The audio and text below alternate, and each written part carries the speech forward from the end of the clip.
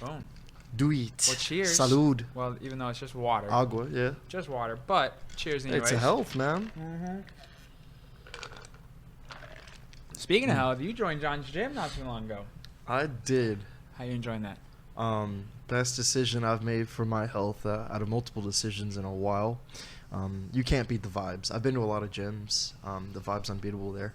Everybody is experienced in something, and they see that you're trying, and like they'll really try to help you. Oh yeah. I feel like you guys are great instructors. Oh, well, we appreciate that. Even though Brandon's a killer, man. Oh yeah. Shout out to Brandon. Brandon's that dude. Shout out to Brandon. Man, dude, I really love it gifted. There. I love it there. That gym has shown me how important it is to find people in your life that just allow you to be you. Just 100% be you. Like, you can say whatever, do whatever, and they're not gonna take it the wrong way or whatever. They just get you. And it's dope. It's hard cool. to find, so that's good. We found a whole crew worth of them. It's cool. awesome. You gotta come out to one of the UFC parties. I really want to. Yeah. So when I think we're having another one somewhere in September. I'll let you know. Cool. Who do you know who's gonna be fighting? Oh, the fights. Yeah. I think we're doing the Alexander Volkovsky fights. I think I just said his last name wrong, but I think we're doing his fight card. Yeah. Yeah. Megan always hosts the parties. We're always cooking, drinking, having a good time. They say Brandon is a grill master. Oh, Brandon is a killer on the grill. It's awesome. Killer on the grill. Yeah, I won't miss dude. that then. Yeah, it's fun, man. It's fun. It's a lot of fun. We all get together. It's good times. It's good times. But introduce yourself. Hey, so my name's Josh, and I'm a veteran of the armed forces, specifically Army Infantry, and a former deputy sheriff, and I'm the president of Honor Hill Defense, and also president of Austin's first chapter of the National African American Gun Association, NAGA. And that club is called the Emoji Hill Gun Club, which is Swahili for unity, and that is just a piece of who I am. I decided to step out of corporate America and pursue my passion of, get everybody excited about their Second Amendment right. Yeah. Yep. Oh yeah. And so you said the president of Honor Hill Defense, right? Honor Hill Defense. Yeah. We're a firearms training company. Oh yeah. Talk about that a little bit. So I saw that, everybody was having their fun. And, while the minority communities have been involved in firearms for a long time, that there still was like a wide gap, in just addressing these communities, a gap in welcoming environments. So I saw an opportunity to close that gap through Honor Hill Defense, to show a wider diversity, not just in 2A community, but in the veteran community. Because right now, our brothers are cool, like Matt Best, Tim Kennedy, and things like that. But where are some of my, different highly skilled brothers in different villages and communities and things like that? And Honor Hill Defense was my idea that I could show America the different walks of life throughout the combat veteran community. And also show people not in the military, hey, we're really chill. We're a really chill group of people. No platitudes, no trying to swing you one way or the other on your ideologies of what being a patriot is, but just come and chill with us. We're a really mellow group of people, and we're really diverse. Oh, yeah. And then just for those listening, when you say 2A, you mean Second Amendment. Oh, yeah, my bad. No, you're good. It's just 2A. I didn't know, so there's probably people who didn't listen or didn't know. Yeah, Second Amendment, your right to bear arms and, in different cases, defend yourself should the time ever come. Yeah, and why, this is something that you're definitely very passionate about. That's very obvious. Right when you meet you, it's apparent that this is something you're super passionate about. Absolutely. How did this begin? Like what led you to that? Man, it's actually, the inception is really sad. I come home and I just finished deployment, and I saw just scattered attacks on different various minority communities, from the Charleston church shooting, fast forward a few years to you're good, keep going. Yeah. We'll do just different communities. So from Pulse, which was happened when I was in Orlando. I wasn't quite a deputy yet. To the Charleston church shooting, to the nail salon shooting, and I was like, hey, in different minority communities, we've always had guns, but there's this narrative that somehow we are suspicious with firearms, that we're a threat with firearms, when really all we want is to make our families and the skies we live under safer for ourselves. And I saw that there was a great need, but there weren't a lot of welcoming environments for people that were either Black, Latin, Asian, or LGBTQ plus. In like the gun community? Yeah, in the gun community. So it's like, okay, I can meet with other like-minded individuals and pull those resources. And, we're not, Honor Hill Defense, I'll clear it out. We're not like minorities only. We're minority-centric. Anyone can come and join, whether they're a minority or not. We just want to make sure that that Second Amendment space is warm and conducive of growth and training for everybody. And I saw that and I was like, I did not just spend the amount of time that I did, albeit short, in the Army, defending, Constitution and country, to come back to see people, in my community that I grew up in, and other people just getting laid out in the streets, because there's a lot of people that were in our communities that were on the fence about owning guns, because such negative narratives about us owning guns were, pushed out by the media at the time. And it still lingers around to this day. So I was like, all right, how can I do that? I can be one of the few faces of color in the community, which it's growing rapidly right now, to show them, hey, it's cool, it's okay. Here's the education, here's the training, and here's the empowerment. I bring it to you. And there are plenty of other people, too, that are all about that. Yeah. Oh, yeah. And so this has been something. So how long have you been doing this one? So me personally, training, Honor Hill Defense, I've started on April, but the training, I've been training around with firearms since 2010. Okay. Yeah. So firearms about 11 years, and then you started the company this year. Yeah, I started the company this year and decided to act on that passion. Oh, yeah. That's awesome. And you said before this you were deputy sheriff? Yeah, I was deputy sheriff. Florida? Yep, Orange County. Oh, nice. Yeah. Okay. Orlando. How long was that? That was about 2 years. 2 years, and then you were in the military for how long? 4 years. 4 years? Mm-hmm. Army? Army. Oh, yeah, okay. So about 6 years total between Army, law enforcement, and then what made you come over here? Texas, man, I can't, I guess the list is, man, it's really hard to bring it down to a short list. I love this state. I love their culture, overall with the Second Amendment. It seems like it's a family affair to teach education and the responsibility of gun ownership. And, I was able to observe that right away when I spoke to a couple of families, as I was like gathering information when I first got here in 2019. Okay. So a year before COVID. Yeah, a year before COVID. Okay. You could see, I was at the range, I could see people with like their 8-year-olds and 12-year-olds, and like they were properly teaching them safety. It's like, wow, it's a serious culture here. Oh yeah. For sure. Yeah. And it's of course. I think we're gonna use COVID as a time reference now. Oh yeah. Like before COVID, after COVID. It's gonna be a time reference. Oh yeah, so pre-Rona. Yeah, pre-Rona. It is real. Yeah. Yeah, so it's gonna be always used as a time reference now. That's something. It's weird, isn't it? Yeah. It is weird. But I guess it makes sense. It's been a pretty monumental thing. Regardless of how you see it, it's been a big deal in different aspects, right? And so started the company this year in April. That's right. And what is it that you're doing to, I guess, how are you bringing awareness to this? Like, what's your plan?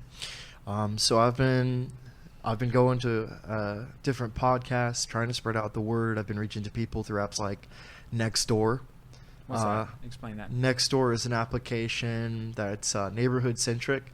So, for instance, if you lived in River Place, they have like a little enclave where you can go online and sign on and verify that you live there, I think.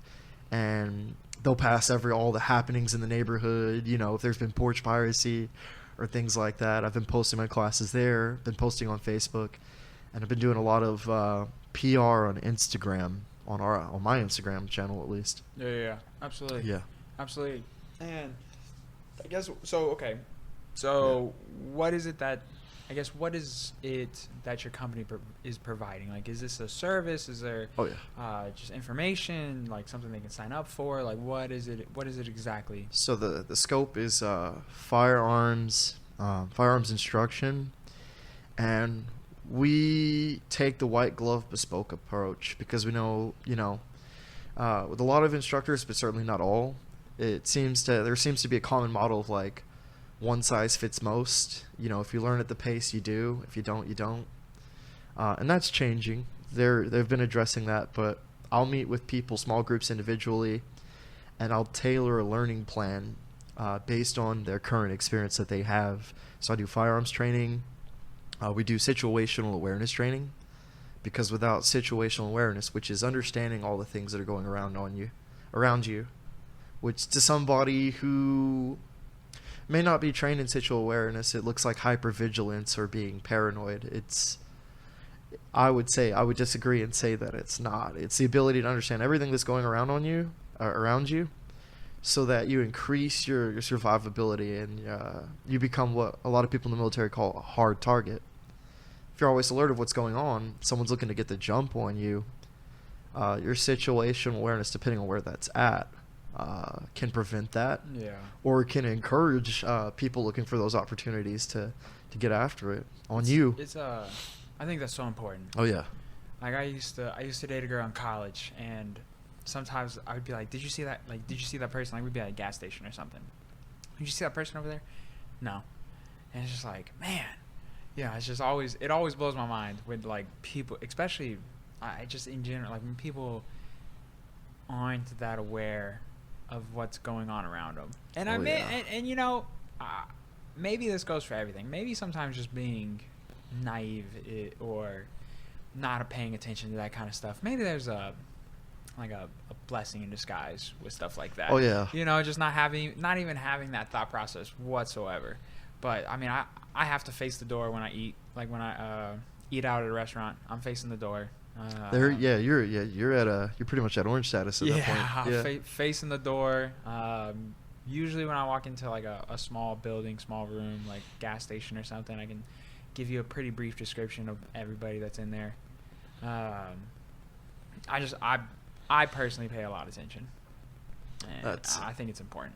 I have to say, that's pretty admirable, and I think that's where a lot of people should be. Like, being a deputy, I had to put that situational awareness course into my curriculum because I saw so many people and so many crimes that began because people just weren't paying attention. And there's being a deputy, even after being a soldier and seeing all the things that happen outside of this bubble that we live in. A bubble for sure. It's a bubble. We were talking about that today at the gym. Yeah. It's an absolute bubble, man. Like the things we've got it good here. Oh, dude, we have it so good. Deployment made me miss things like burgers, Mountain Dews, which none of those are good for you, but this is the little things. But the little things, right? Yeah. And man, we were talking about that at the gym today. And look, there's things that need to get better. There's always going to be things that need to get better. That's no matter what. But dude, I mean, when you compare it to some of the other things that are going on, there's real evil. Oh God, real evil in this world. There's truly real evil. I agree. There is a certain reason why any home I have with the family will be within a certain distance of schools, or why I'll never raise a family in Orange County. I mean, there's evil anywhere you go, but I mean, just you look at the data and the metrics that I looked at as someone who's trying to fight crime and prevent crime, and it was staggering. There's a nasty, deep, dark underbelly out there just waiting for the person who doesn't have that situational awareness. Sure.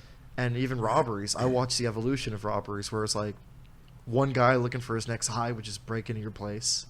Maybe he had a gun too.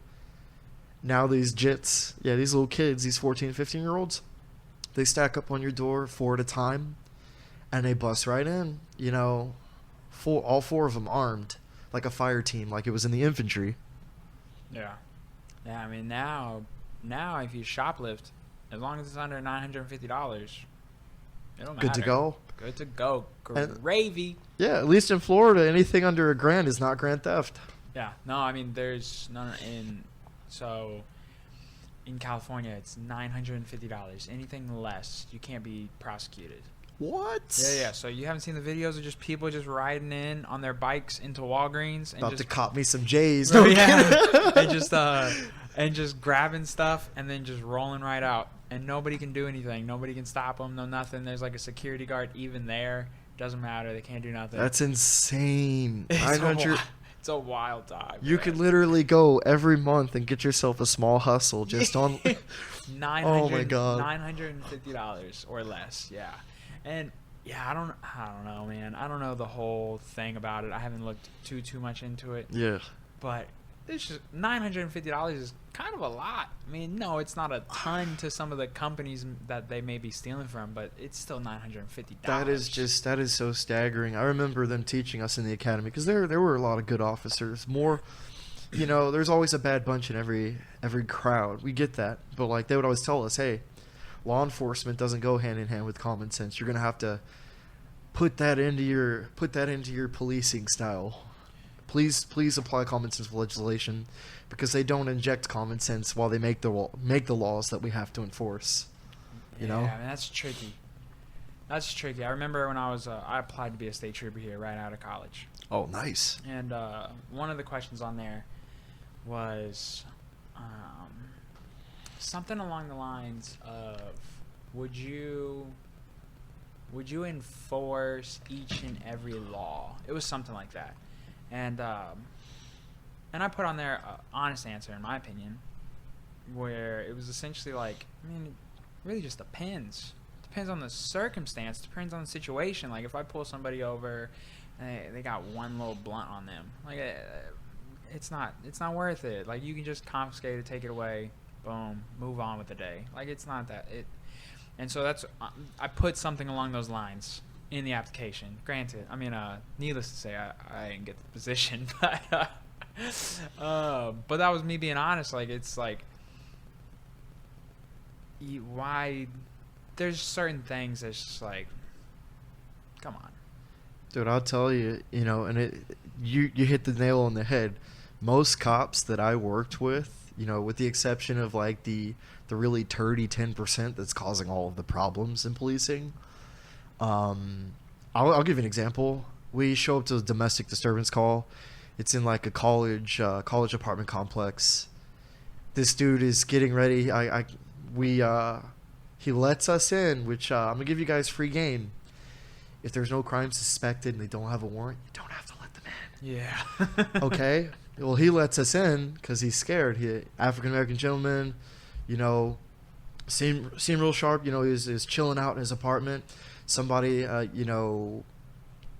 guess reported that there was a domestic disturbance in his home when he was really just screaming because he was losing on 2K. Is what we found out.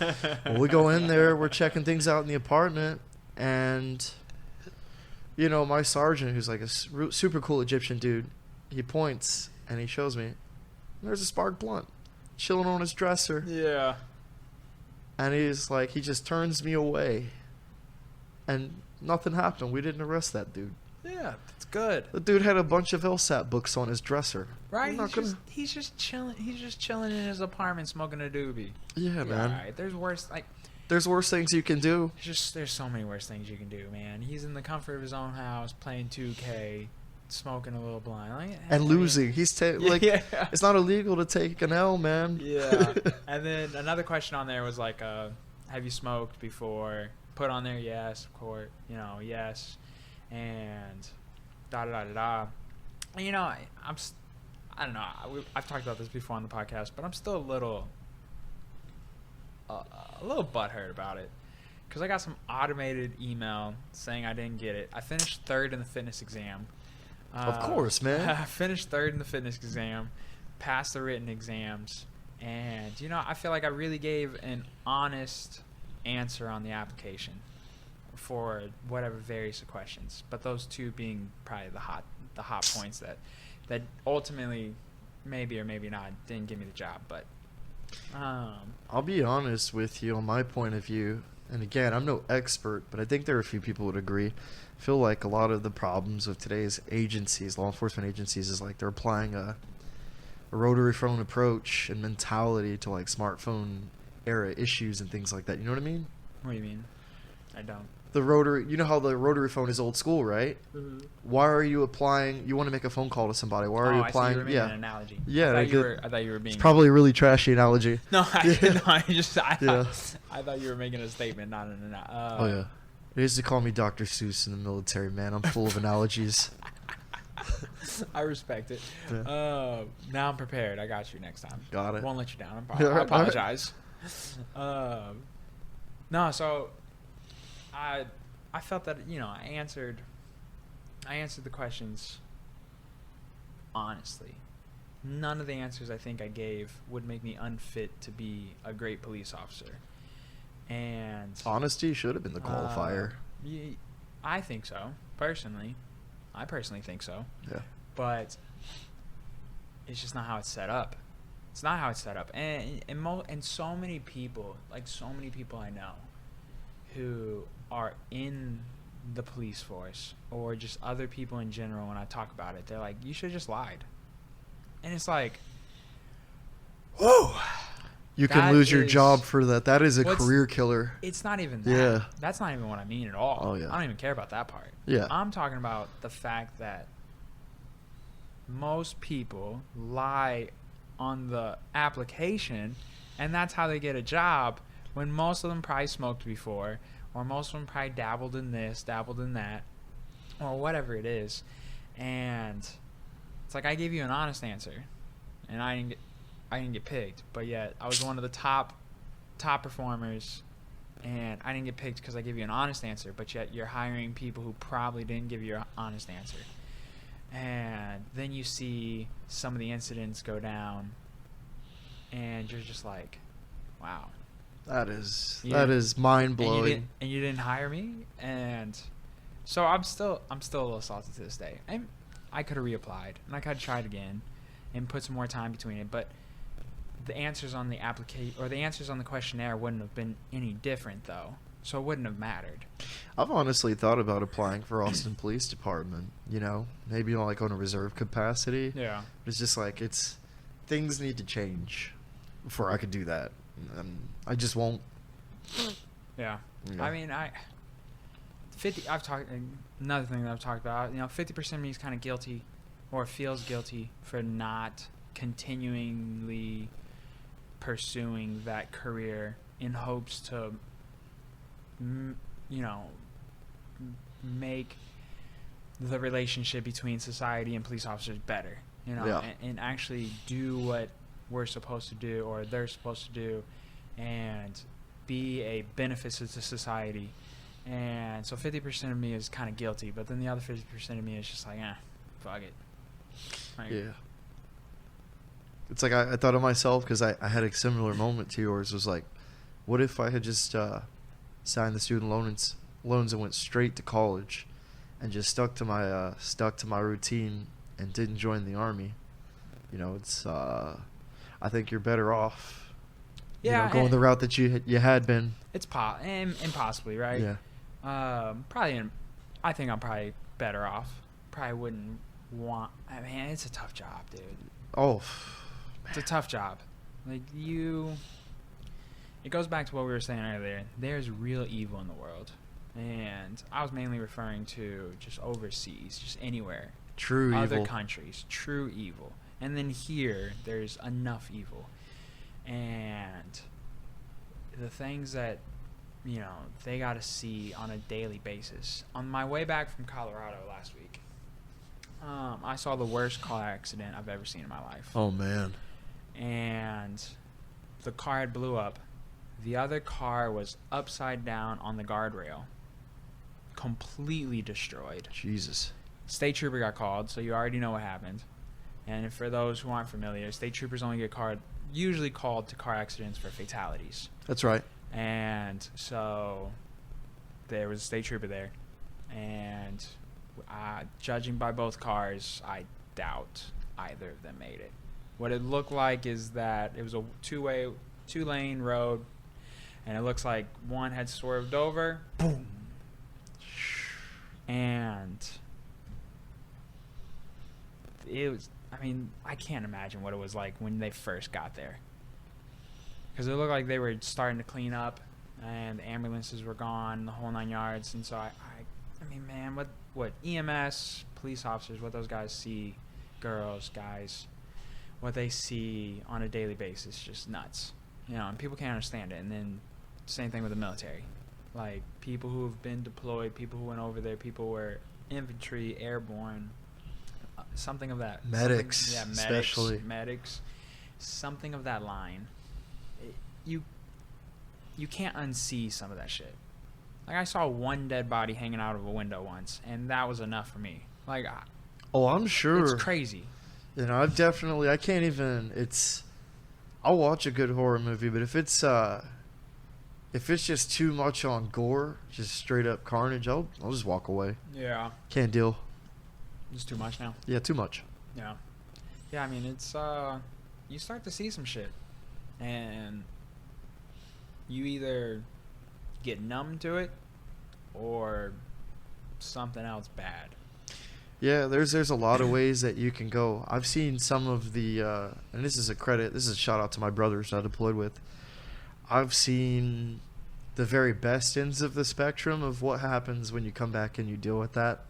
I've got one brother who I deployed with who was, becoming a doctor. He has pushed through his dark times, with PTSD, I'm sure. And he kind of, I feel like, well, I'm not going to say names because everyone's going to like throw some shade at me. I feel like people paid attention to him, and that really was a big decision maker on morale sometimes. Because the dude was always solid through anything with his attitude. Just always had a good outlook and a good attitude, can do. Even after getting out, he was always encouraging me to go to school and stuff like that. Keep my chin up. So like that's one direction, but yeah, the dark direction, that's another one too. Yeah. Statistics, alcohol, drugs, all that. And we had a guy on here, Kyle. He was very open about his PTSD. Yeah. And PTSD can be from numerous of different things. Anything. It doesn't have to just be combat. It could be anything.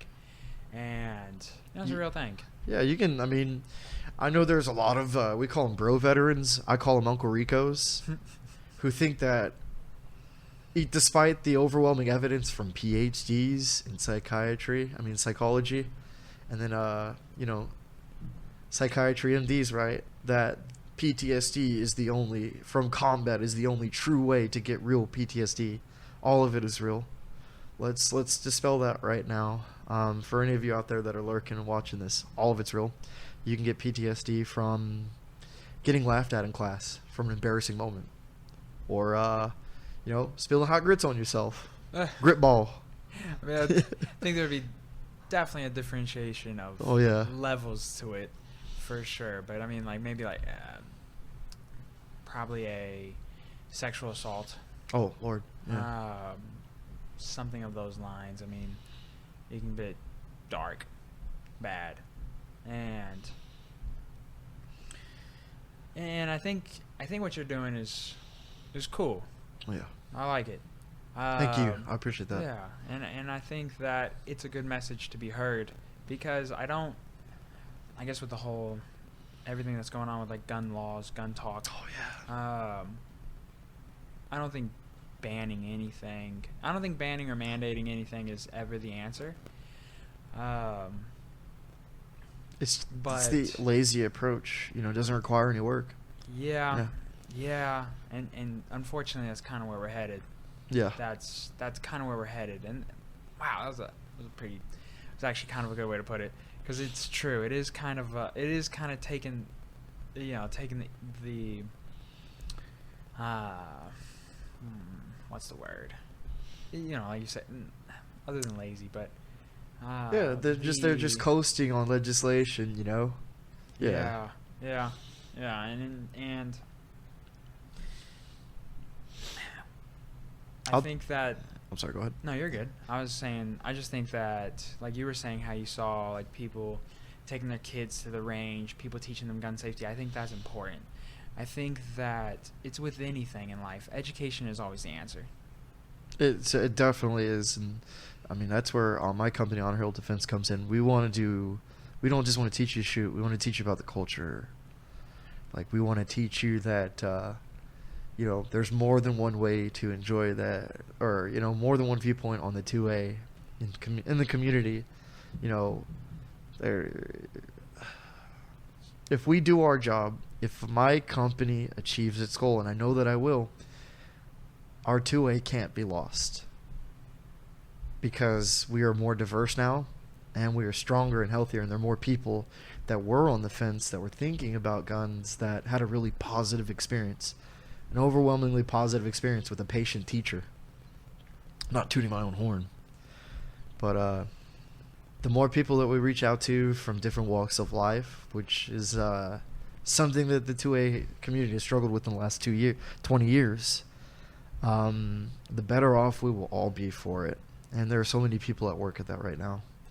So I feel that, yeah, you're definitely right on the merit of the statement that it's looking pretty shake-weighty right now with 2A, the 2A rights.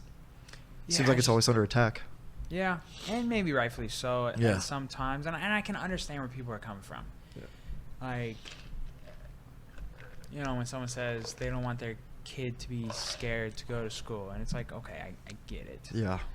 I get what you're saying. But I'm... And then you always, the counter argument always is if you ban all guns, the people who want to get them are still going to get them. And as much as people don't want to see that side sometimes, it's like that part's also true. I mean, we see it a lot. The gun running to Mexico is nuts right now. It's insane. It's insane. And then what's going on in London, because my sister went to school there for about 3 years. My fear of an America without guns is exactly that. It's a metrics, reality, and actual live experience that is happening right now for people in London. You can go to certain parts of London and you have nothing to defend somebody against throwing acid in your face. You can go to parts of London and there are sexual assaults happening where someone uses like a chemical compound to essentially remove evidence, and it's so strong that it chemically, what is the word, the terminology, would prevent said victim of assault from being able to ever have children. Crazy stuff that, having a firearm, having situational awareness, or at least having some sort of self-defense device, even pepper spray or a knife, would prevent. But people looking to do bad on other people for whatever reason, they can, as long as they're not caught, with all the cameras that they've got over there, they get away scot-free. Also, while I've joined John's gym to practice what I preach, it's you can have a firearm, but please have martial arts or hand-to-hand experience that you include into that firearms training, because without it, you're a walking holster. Yeah. Yeah, and it should really be the last resort. Yeah, very last. You should have some type of self-defense or hand-to-hand combat, just a little bit. Oh, yeah. Just definitely. A little bit. Just get a little bit. You don't need to be Chuck Norris. That's not the point. No. And we talked about this last episode. I think it was last episode. Oh, yeah. I talk about that a lot. I'm like, I feel like people stop themselves from doing things because they compare themselves to the best in the business. Oh, yeah. Where, someone wants to go pursue their basketball dream. They're like, I'm never going to be Michael Jordan. No, you're not. Because you're you. You can only be you. Yeah, but you're probably not going to be Michael Jordan. But that doesn't mean you shouldn't play basketball. There's hundreds of other players in the NBA who still have made a great living, great name for themselves, and provided, and they weren't Michael Jordan. Look, I was trash at basketball, but I'd still play a game of pick-me-up in like the neighborhood that I was working as a deputy.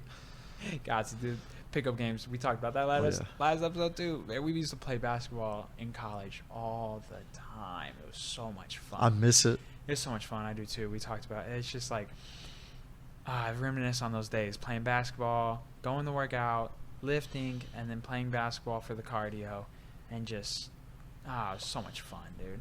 But I feel like people stop doing things because they compare themselves to the top of the top. I forgot how I got here. Me too.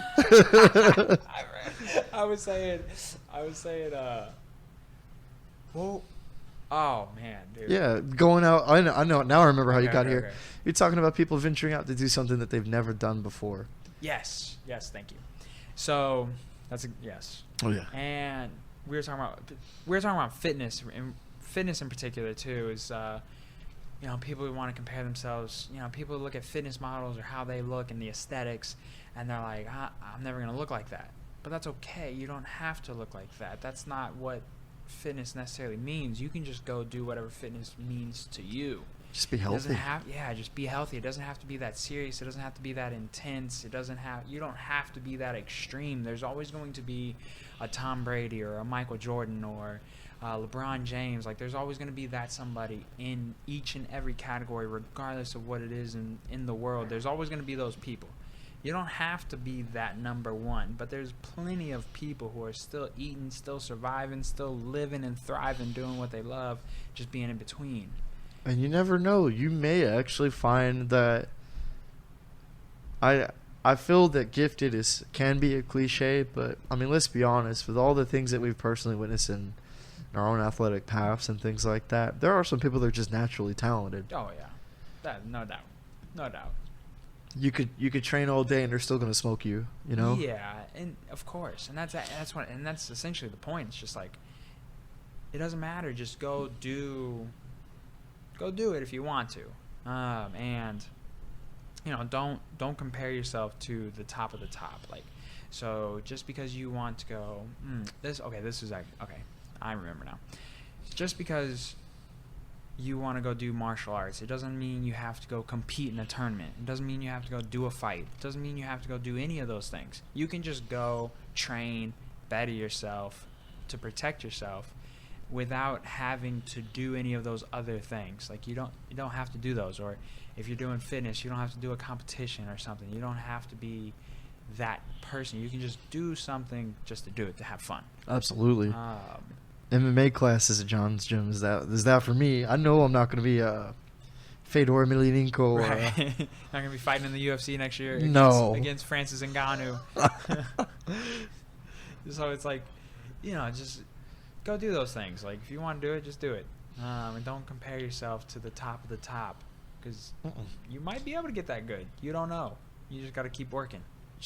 You're imparting fears on yourself if you do end up doing that. Oh, yeah. You keep yourself from, you never know. If you're naturally talented, you could spin up over the years and kick his ass. It's possible. Anybody can do it. With the work ethic, yeah. And that's key to most things. Just working hard. Just work hard. Just do what you're supposed to do. Do the little things. Do what you're supposed to, and find something that makes you happy. That was a tangent. I don't remember how we really got here, but it's all good, man. So, you do a firearms course. That's right. Walk me through that. What exactly is the process there? So if you're doing it, let's start with the individual class. Let's do basic pistol individual class. So what I'll do is I'll meet with you. We'll kind of do a diagnostic. I'm going to have you... I'm going to run you through the basics. I don't care if you're a Delta operator, retired Delta operator, or anything like that. We're going to do safety basics no matter what. The 5, not 4 rules of firearm safety. And I'll hit you up with that real quick. It's 1. It is always treat a weapon as if it's loaded. 2. keep your booger hook off the bang switch. Keep your finger off the trigger finger until you're ready to fire. 3, know what you're shooting at and what's behind it.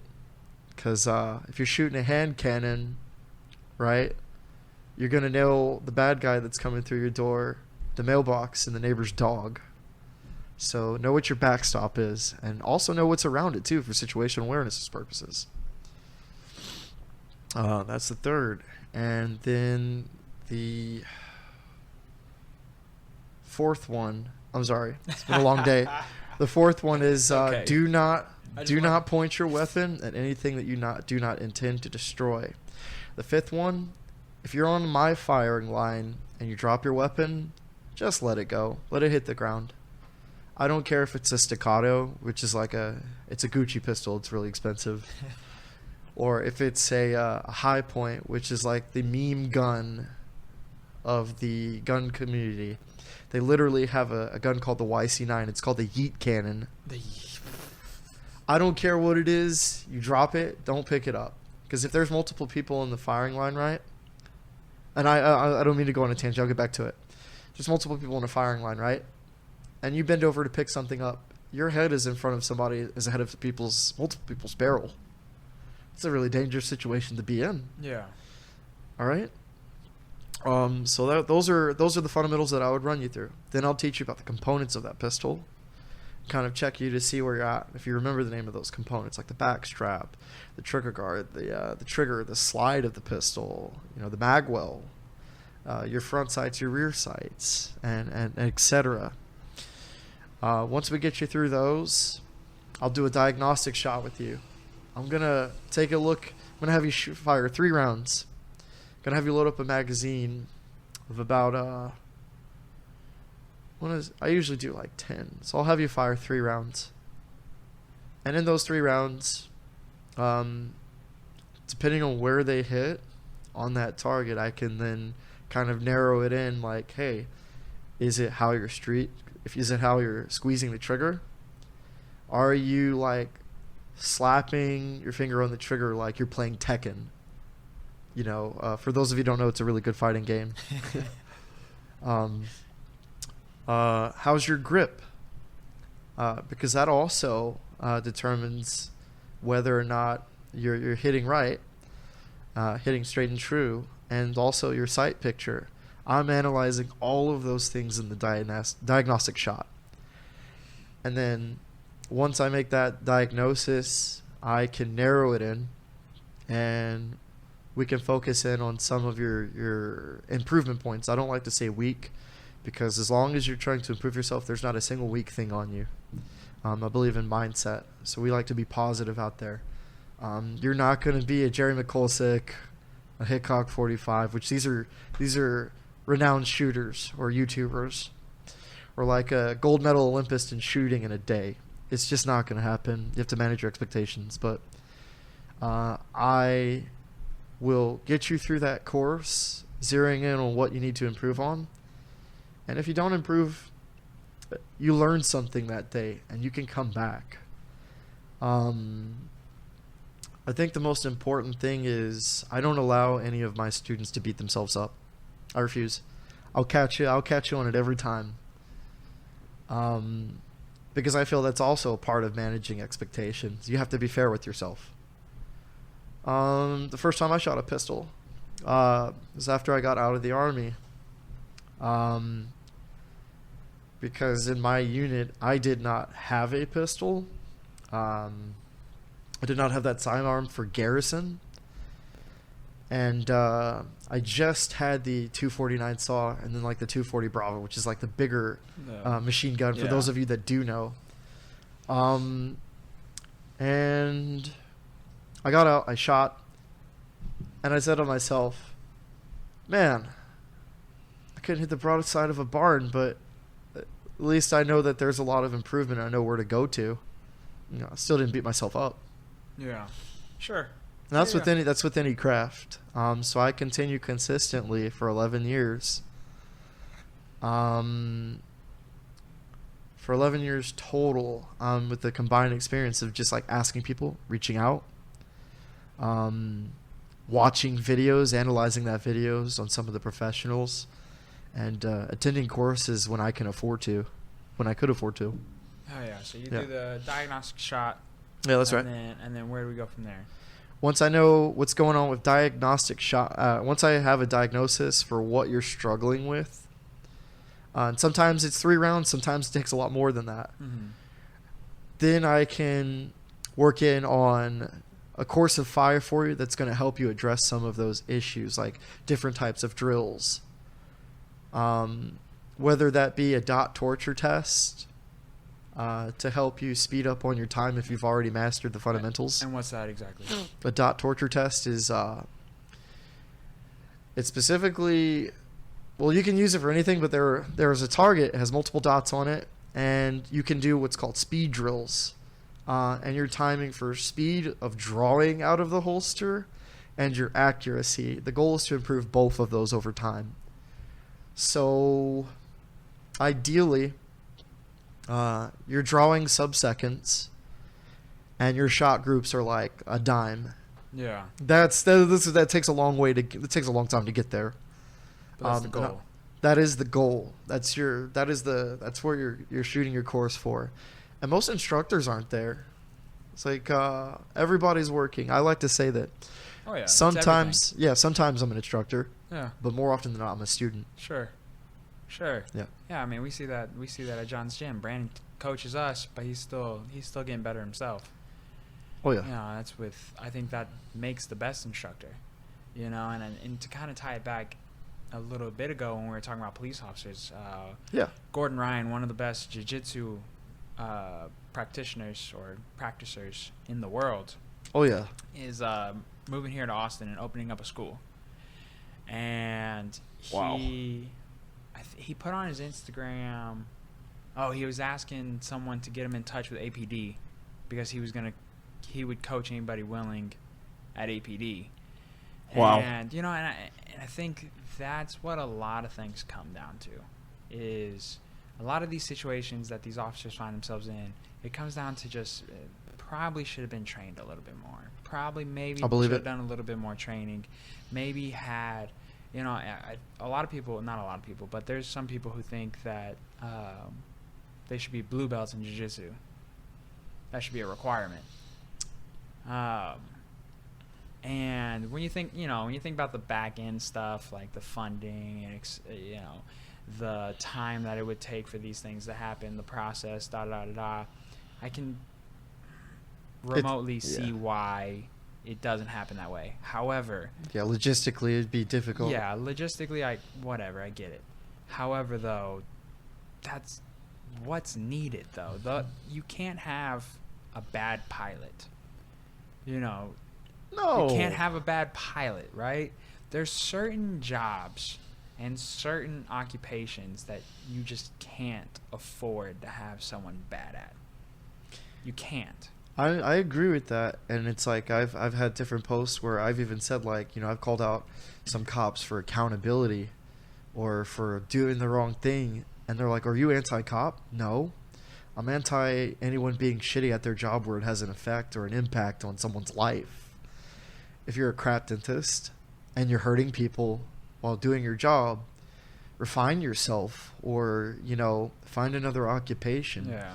If you're a bad doctor, which there's quite a bit of them, or you're an unscrupulous doctor without morals and you're prescribing people surgeries and medicines you don't need, find a new job. There's plenty of jobs out there with a lot of jaded people that don't care what they do to other people.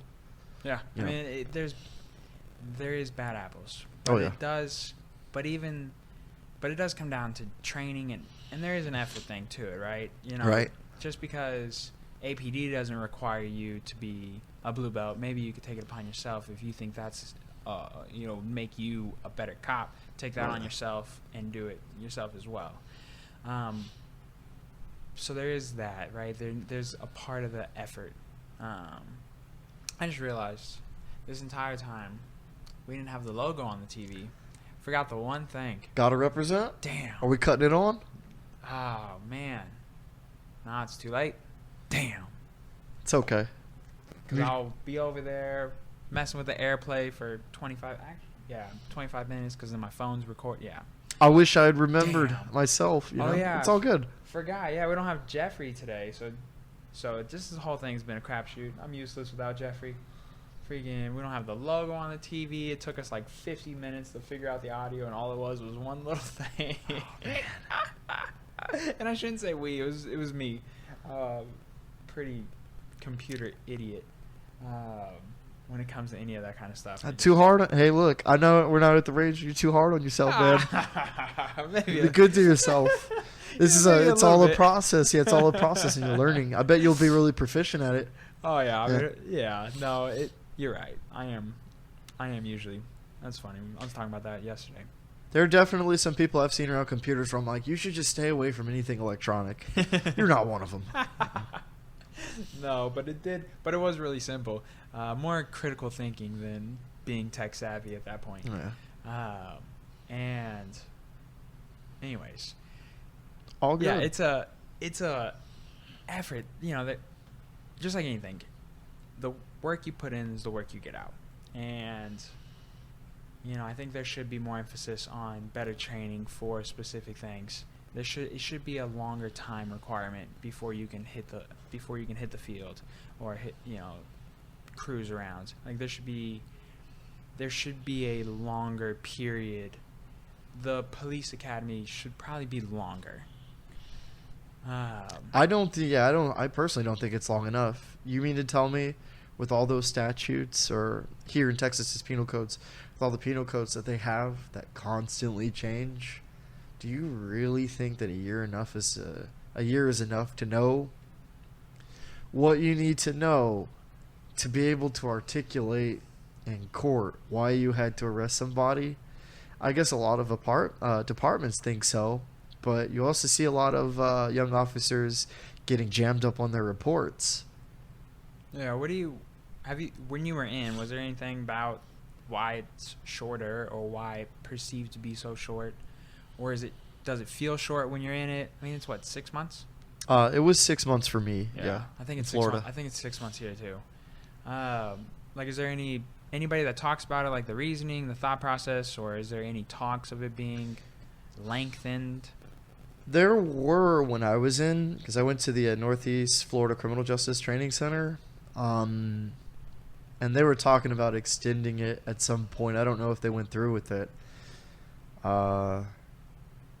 But definitely the statutes, if you're going to be putting somebody in the criminal justice system for an infraction or a crime, you should know without a certain shadow of a doubt that they definitely committed that, and that it meets all the elements of the crime, and one, that you had the probable cause, not probably cause.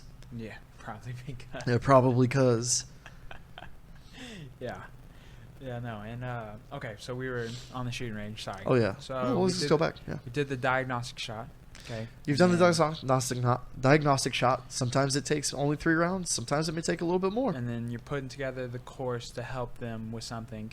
We'll help them with what it is that they're struggling with. I should make sure not to misrepresent myself. There are already courses of fires predetermined by the time I am getting you out there, because I want to give you that white glove, best in class service.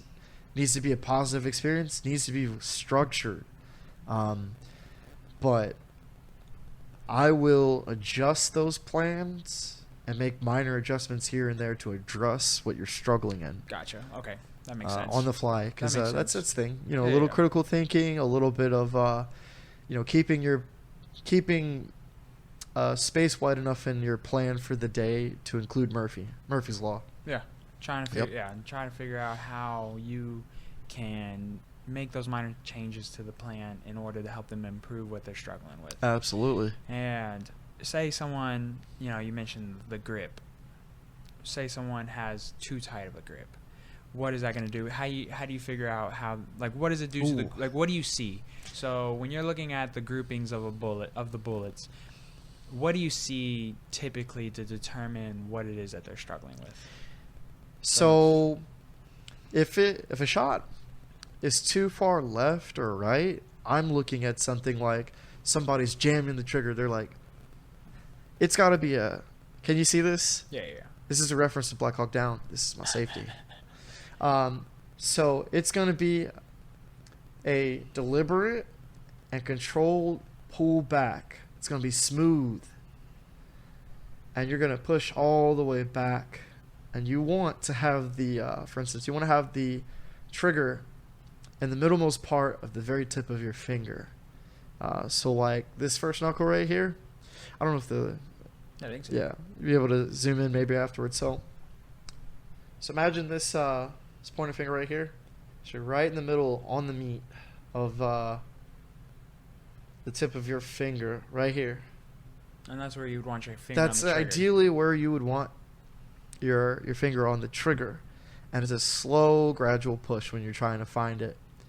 And I can also teach things like, hey, do you want faster follow-up shots that are a little bit more accurate where you're not spending your time all the way out? Here's a little trick. Pull your trigger, if it's double action, all the way back.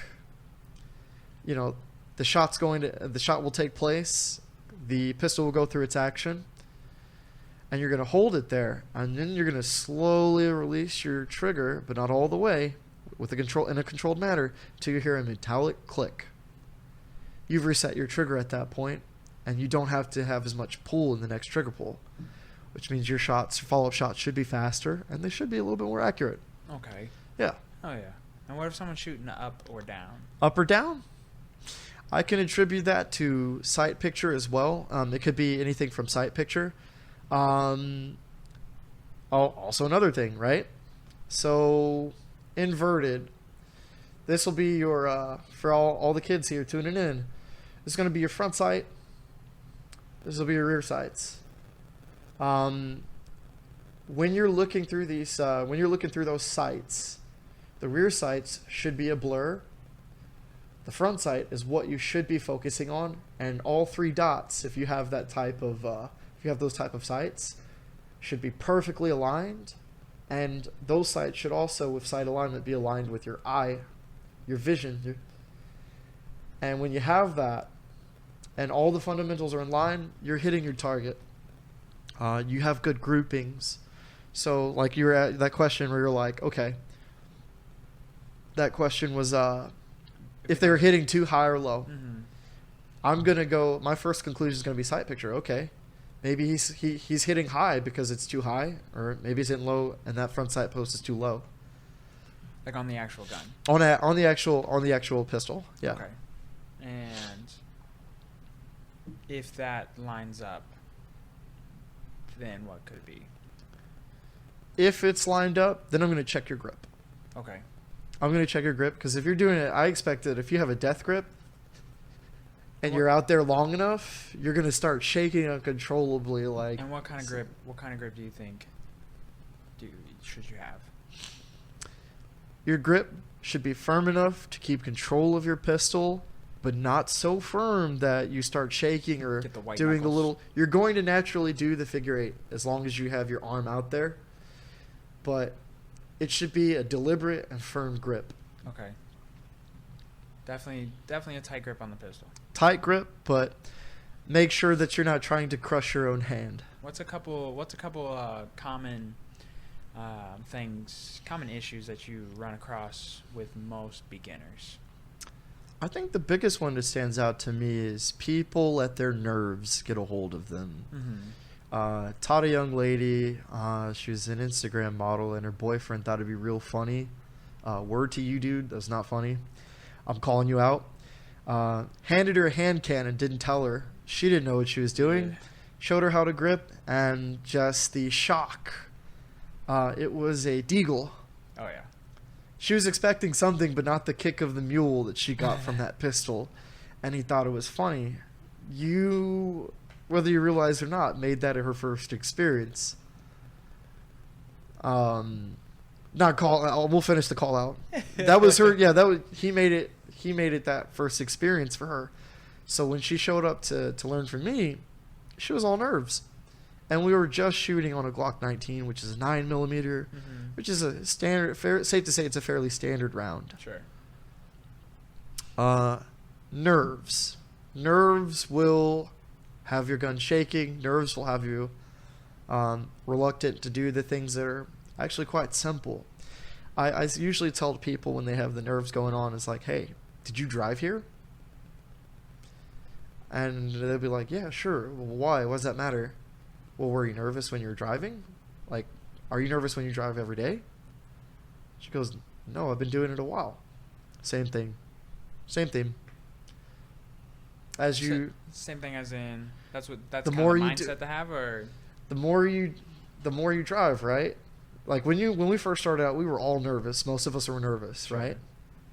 But you consistently do it so much... Yeah. That the nerves are gone. It's just autopilot. Okay, not the see. Yeah, not the. the. I Yeah. see what you're saying. So you're saying, yeah. I see what you're saying. So you're just driving. Yeah, it's just like when you started anything. Yeah. That's what you're saying. No matter what, you're probably gonna be a little nervous at first, and that's okay. It's all right. Yeah. And then what are some other common things that you see? Another common thing will be. It's definitely grip. Thanks, Hollywood. Everyone seems to think that like squatting down and like popping your arms out like you're a 90s SWAT operator is like the way to do things. Grip is one thing. It's almost always... Or stance, maybe? People don't know that stance is important. The stance, so I'm going to kind of... It's so funny to see it on YouTube. You'll have somebody that they'll kind of like bow out, like, and it almost looks like they're hiding behind their gun. Or like they'll be back like yeah, it's leaning back is a popular one. And they'll have like a 22 pistol. And they're like, "What are you doing, man? You're not carrying a shoulder fired rocket, man." And even then, it's recoilless. Yeah, I mean, I think the common thing I see when people go shooting first is a lot of leaning back. There's no, yeah. Hold on, man. Yeah, instead of getting into it, and controlling the recoil, they're more scared of it. Yeah. I think that's something that I see when I see people posting videos of them shooting. Is one thing that I typically see. It's just always the leaning back. It's stance, it's nerves, and it's if you've never been around a pistol, it's always going to be sight picture. Okay. Included in that formula too. Yeah. And how long's the course? My course is 4 hours. Okay. And the disclaimer is 4 hours, you're not going to be proficient. Sure. But you're going to be comfortable. Yeah. I'll work to get you comfortable. It's an intro. I'm going to earn your dollar. Yeah. And your respect. Yeah. And it's going to be it's an intro to firearms. It's to just teach you the very basics, how to hit a target. If you aim for the chest, you're probably not gonna miss within a relative. It's a wide, it's a wide, it's a pretty thing. wide angle, So as long as you're comfortable, you understand how to use it, how to load it, how to cock it, then I feel like I teach you that intro. Yeah, I teach you that beer can grip where you go over the top, so you have good control over your slide, so you're not doing the come here. I call it the come here pinch. Yeah, you're not doing the come here pinch. Come here. At the very back of the slide. Right. Trying to pull it like this. I'm teaching. Not realizing how much harder. Yeah. How hard it can be to pull a slide back. You've got serrations. There's serrations on a lot of guns these days for good reason. Yeah. The slide can be a bitch. Oh, it can. It can. And so 4 hours they come out, and where do you do the course? I do the course at Copperhead Creek Shooting Club. It's out in Marble Falls, Texas. But okay. I'm developing relationships with many different ranges out here in Austin, and I don't want to corral myself to one place. But hey, Copperhead Creek has been very good to me. They've been very supportive. Oh yeah, so they've been guys. letting you coach or teach there, and then looking to also expand and be able to teach at multiple ranges. And that's the thing too. Vibes. You pay attention to the vibes. If you don't feel good at that range, don't go there. Sure. There are RSOs that can be real dicks. Wait, I forgot to ask if I'm good to talk. Oh, you can talk. Yeah. There are RSOs that act like complete tyrants out on the range, and if you feel like that's the case, now notice there's a difference between you being unsafe and getting vibe checked, and you're actually safe and they're just there to police people. And make people feel uncomfortable because they're the RSO. Yeah, I know the owner of, I believe it's Lone Star. Lone Star. They are a cool group, man. Yeah. I know the owner of him. I sold him. I sold him a mattress and some other furniture as well. It's a family. I believe it's family owned, isn't it? I believe so. Yeah. Wow. Yeah, family owned, and then they opened. I believe they opened up an archery range there as well, not too long ago. Ooh. And that's something that I would enjoy trying out. Yeah. And I enjoy shooting too. Going out and shooting every once in a while. I don't do it as much, but I get out there from time to time. I like to drive out to Florence. You know, you hit that turn going out that way, and it's a straight shot.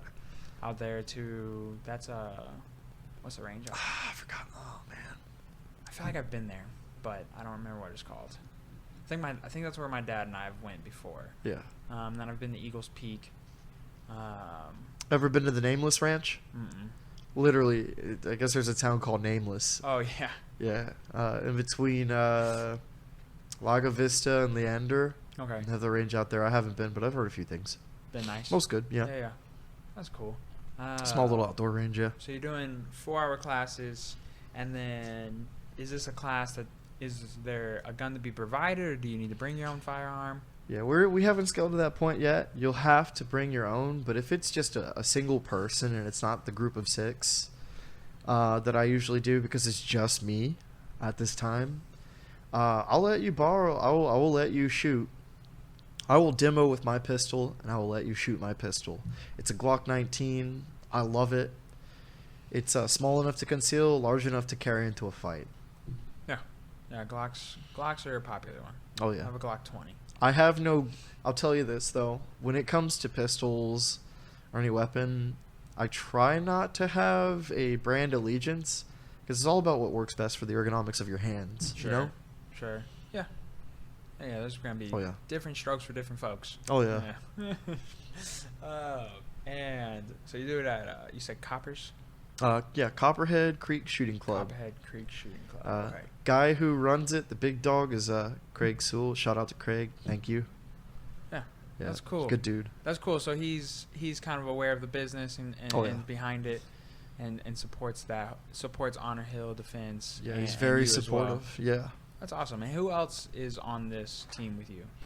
Right now, the people that are backing me, that are standing with me, Randy Brooks, he's the CEO of Obsidian Training Group. They're going to match Brownell someday. It's a tactical supply company. It's also a training company. So he's out there teaching people too. And he sponsors me. He hooks me up with some gear, discounts on a few other effects and things like that. And he's also a business mentor. And then another sponsor, somebody who's backing me and is standing with me in this journey, is Brandon from Black Atx Tactical. Okay. It is a shooting club on a more modern approach. It's not just a bunch of old dudes. It's everybody. And while they may be, I guess he explained it as like anybody can come. It is pro-black, it's black-centric, but it's not black only, Anybody that wants to come and learn to shoot and is serious about it can get out there and join their activities. And Brandon is, he's got a view of the big picture. Yeah. Who's the best shot out of 3? Ooh. Oh, I put you on the spot. You put me on. That's a hot seat right now. Got him.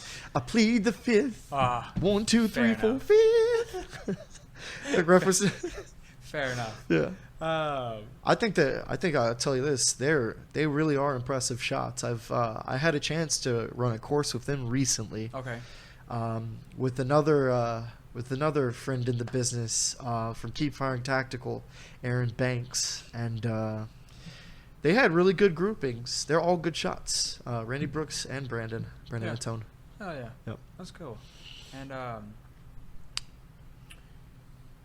how much is the course? If it's individual, I have to make up for the shrinkage. So for 4 hours, I'm going to charge you $300 for that individual course. Okay. But I'm providing lunch, beverage, and it's me and you, one-on-one. All of my time. There's nobody to stop the class with questions. We're gonna work with you and give you the best white glove bespoke service that we can give you, and tailoring, diagnosing you and then tailoring the lessons to you. and then you know, really encourage you and provide you the most positive and conducive environment for learning. Because excuse me, there are some instructors out there that, you know, in order for you to teach anything, you need to have a teacher's heart. You need to have patience and drive. There are some instructors out there that could ruin it, you know, just like any other job. So I try to make sure that I keep on task. I keep away from arrogance, vibes of arrogance, and that I keep an open mind that it could be any skill level walking through the door. You know, it could be somebody who's already seasoned who just wants to get out there and shoot and support a local business that has more experience than me. I don't see why they would, but I mean, it's definitely happened before. Sure. And you can learn something from anybody. Oh yeah. Yeah. Absolutely. Absolutely. I think that's important too. I think you can learn something from everybody. Yeah, you're gonna get. I'm sorry, I didn't mean to cut you off. Go ahead. No, you're good. It's just like when people are like, oh, you know, I want my personal trainer in the gym to look a certain way. It's like, yeah, they probably should. Yeah. However, that doesn't mean just because they don't have the aesthetics that you think they should doesn't mean that they don't have the knowledge. What's your track record? How is your teaching style adjustable? Because it needs to be, because everybody learns a different way. Yeah. Some people are audio, and I could go through the different things. I don't want to eat up the time with that. It makes, you know, and I get it. Yeah. You want your personal trainer to look a certain way so that you feel comfortable with him giving you advice, and I get it. But you can learn you can learn something from everybody. Absolutely. And doesn't, regardless of appearance. And so if someone does the course, you know, they like it, they enjoy it, is there a way for them to continue? Like, is there something else that they can do with you? I won't be charging you just so everybody knows, because that's, in these times, it's staggering.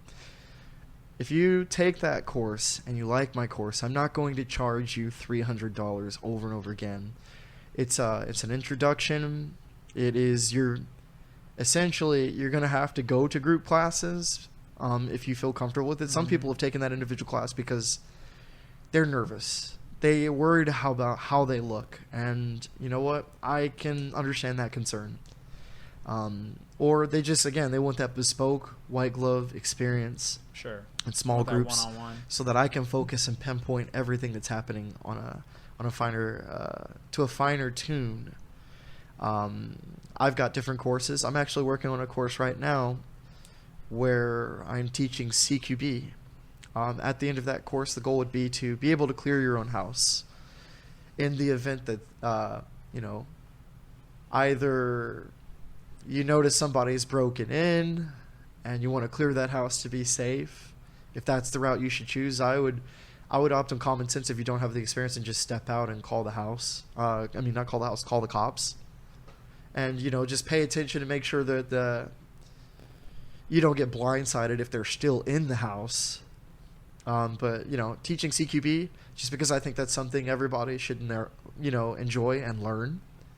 I equate it to having a fire hydrant. It is a good thing to have, but the need to use it won't always arrive, that you hope, but it's good to have it just in case. I'm developing a CQB course, so it's just close quarters combat.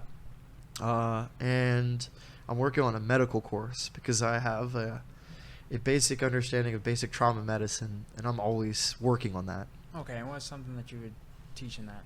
On the CQB? No, the medical one. Medical, I'm going to teach you how to address some of the common trauma-related injuries, whether that be it's like a generic stop the bleed course. You should know how to stop the bleeding if you get shot, if there's an impalement, if you get a sucking chest wound, there's training out there to address that. If you are wounded on any of your extremities, there's training to address that. If you're in shock, a stop the bleed course that is well developed can also teach you how to address that as well. Yeah, and that seems pretty important. Oh, it definitely is. That's I don't even really. It's something you don't think about a lot. Yeah. There's probably something that you should have the basics with, just like just like some kind of hand-to-hand combat or something like that. You probably should have a little basics to that, just in case something does happen to you, your family, or it's someone out and you're out and about and something happens. The big three, which is know how to scuff somebody up with your hands if you have to, if your hand is forced. Know how to shoot your way out of a jam should you ever find yourself there. Know how to save a life. That's the three for me, at least. Yeah. Survival skills. Sure. Makes sense. And also, if you can, and we'll also put it out there too, know how to procure some food. Know how to grow something eventually. Yeah. We want to make it well-rounded. Yeah. Yeah. Just in case we have another ice storm like that. Oh, the snowpocalypse. Oh, Shuts us man. down. Better learn how to start growing your crops in the middle of winter real quick. I'm blessed. My fiance is really good with, we've got all kinds of things growing in the house. On and off hydroponics, strawberries, jalapenos, nice. all the good stuff. Nice. Hell Yep. yeah, that's awesome. It's great. That's super exciting. Yeah. Hell yeah, dude, I like that. Hey, maybe I'll bring you like a basket of some I need jalapenos, some man. jalapenos. Yeah, that'd be great. Oh, yeah, cool. I love me my jalapenos, man. We'll get some grown for you. Bell peppers, jalapenos, put in some ground beef, or put in my eggs. It's good stuff. Got to have it. I love my spice. I love my spice in my food. Oh, absolutely, yeah. The spicier, the better. Shoot, I eat this spicy ass ramen all the time. It's so good, but it's so spicy. Have you ever tried like Carolina Reapers and ghost chili peppers? Yeah, once. It was terrible. I'm not doing that that's again. That's not where I'm at. I like spicy food, but I'm not a masochist. No, yeah, I don't need. Yeah, that's just stupidity. It's just it's stupid. It doesn't need to be that high. I want a good kick. I want a reasonable kick, and I want it to make sense. It needs to be within the flavor. Like the flavor needs to be spicy. Yeah, and it's down to a science where like some of the Thai spices you can taste it on the back of your tongue. Some of the South American spices you can taste on the tip of your tongue. Yeah. And some of it is nasal. I like that. All of it. Yeah, all of it. Okay. Yeah. Okay. Seriously, that's good for you. No, yeah. The nasal one is like sucks because you're going through like 85 napkins right at the dinner table. It's Interesting thing I learned about spicy pepper. Some of the cultures and tribes throughout Africa and some indigenous peoples throughout South America use peppers as an anti-pest control means of protecting and preserving their food. Huh. They keep it away. I didn't realize that. Interesting. Oh yeah. Yeah, I mean that's because they don't want to eat that either. Heck no. Like even if you give something spicy to a dog, they know. Oh yeah. They know too. They're like, whoa, what the hell? What is this? So someone can come back and do other courses with you. Or they can do the group class and continue on. And is the group group classes have are regulars? Little, or, like, is it something that you can continue to go to, just like anything else? Or? I'm getting that spun up because we're such a young company. I'm spreading the awareness, but typically the group classes will be more affordable than an individual because I have to make up. While it's not about the money, I do want to be able to eat, and the goal is to make it full time. Of course. So I have to be able to turn that profit in and then adjust cost for each situation. So like rifle confidence courses would be about $75. Okay. And because of this crazy ammo shortage, you're gonna have to provide your own ammo too. Yeah. Ammo's still hard to get. I feel like it's gonna be. That's the thing. Like COVID, when you talk about the time reference earlier. Yeah. I feel that COVID has put the world of supply in like this C+ kind of state. It's in limbo. C minus. Yeah, C- state to where like you're just missing things. It's like you ever watch Friday? Oh yeah. We got sugar, we ain't got no water, we got peanut butter, no jelly. It's like that, but everywhere. It is like that. Yeah, it's with everything too. It's with everything. So where do you ultimately want to see this going?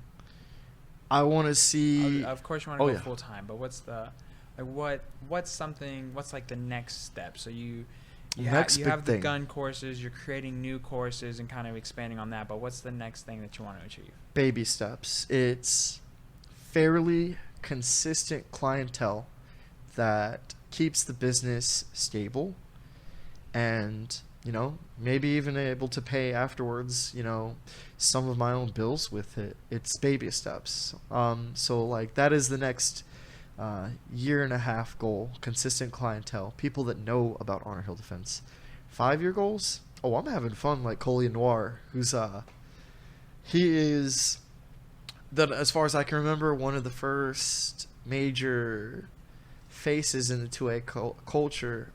You know, a man of color, a black man, who's widely known, and like people loved his show and his content from all walks of life. Right now, as it stands, we've got a few different firearms instructors and influencers, you know, that are coming up. But few is widely known as Coleon. I want to have the kind of fun that he has, going to different ranges, trying out different weapons, reviewing them. Yeah. And I want people that, but I want to cater to, you know, people in my generation, millennials and Zoomers. I want them to know, hey, you know, there's more cool people than the kind of aggro personality that the media is pushing out. You know, there's a lot of cool people in the firearms community. Oh, yeah. You know? A lot of cool people all over the place. I can throw, do you want me to throw life. out some names of some people out there that are doing some crazy things? Sure. You got Armed Atlas, who is a 2A-centric podcast. Really cool guy who's getting into in-depth looks of so many different facets of like firearms and the culture in the black community and abroad, not just our own community. You've got Obsidian Training Group that is training people and equipping them.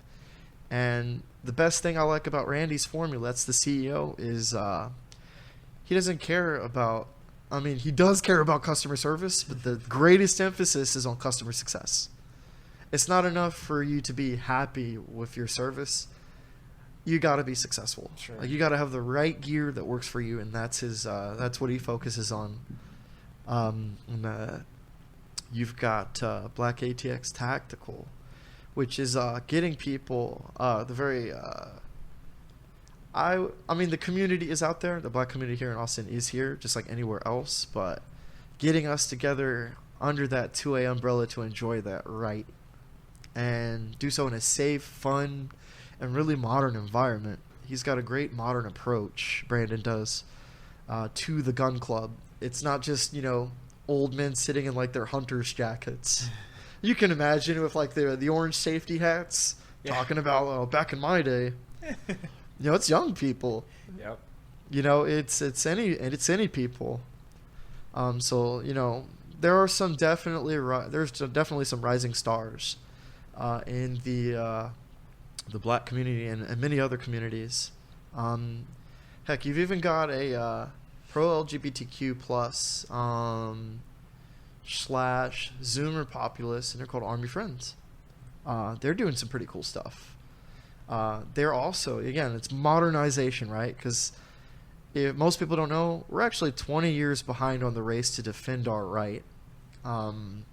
Because of the group of old men that kind of like held it and gatekeep, and you know, they kept the gates. They shooed away a lot of people and made it really unwelcoming, non-conducive environment. And we're fixing that right now. And that's we're in the race to address it so that our culture is healthier and it's stronger across all walks of life. Oh, yeah. Yeah. That's awesome, man. Tell everybody where they can find you. Oh, yeah. You can find me on Instagram, on the gram, at Honor Hill Defense. Honor Hill Defense, all one word. And we have a group on Facebook, too, Honor Hill Defense. Oh, yeah. Awesome, man. It's awesome. It's always awesome to see someone super passionate about something. And doing something that they enjoy.